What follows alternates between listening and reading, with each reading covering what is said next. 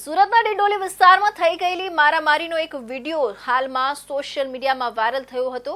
વિડીયોમાં 7 જેટલા લોકો 2-3 વ્યક્તિઓ પર ફટકા અને ધોકા સાથે હુમલો કરી રહ્યા હતા। ઘટનાના પગલે સ્થાનિકોમાં ભારે દહેશત પ્રસરી ગઈ હતી। વિડીયો વાયરલ થતા ડિંડોલી પોલીસ તાત્કાલિક હરકતમાં આવી હતી।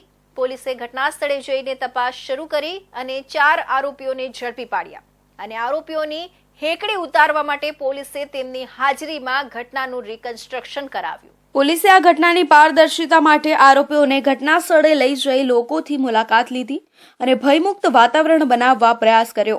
આ પ્રક્રિયાથી સ્થાનિક લોકોમાં પોલીસે ઝડપથી લીધેલા પગલાંની પ્રશંસા થઈ છે। પ્રાથમિક તપાસમાં જાણવા મળ્યું છે કે મારામારીનો મામલો ડિંડોલી વિસ્તારની અંબિકા ટાઉનશીપનો છે। અહીં હુમલાખોરોએ વિચારી સમજીને હુમલો કર્યો હોવાનું અનુમાન છે।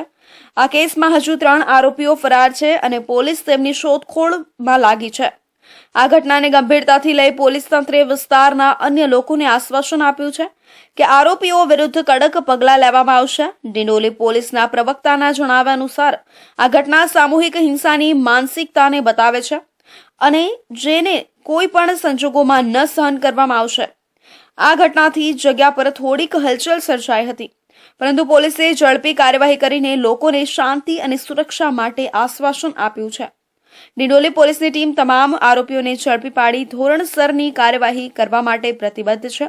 આ ઘટનાથી એક બાજુ લોકોએ સોશિયલ મીડિયાના પાવરની અનુભૂતિ કરી છે, તો બીજી બાજુ આવી ઘટનાઓથી સાવચેત રહેવાની જરૂર છે। પોલીસે લોકોને અપીલ કરી છે કે તેઓ આ પ્રકારની કોઈ પણ અસામાજિક પ્રવૃત્તિ જોવે તો તરત જ પોલીસને જાણ કરે। વિશ્વાસ છે કે આગામી દિવસોમાં તમામ આરોપીઓની ધરપકડ થશે અને આવા કેસો પર કડક પગલાં લેવામાં આવશે।